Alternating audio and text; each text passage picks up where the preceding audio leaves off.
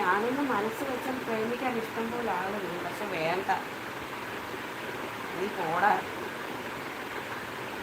ഞാനേ പ്രേമിക്കണമെന്ന് വെച്ചാൽ ഇഷ്ടം പോലെ പ്രേമിക്കാൻ ആളെ കിട്ടും, പക്ഷെ അതിൻ്റെ ആവശ്യമില്ല.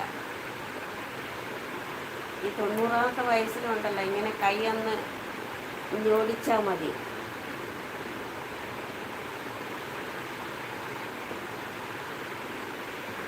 പക്ഷെ അതിൻ്റെ ആവശ്യമില്ല.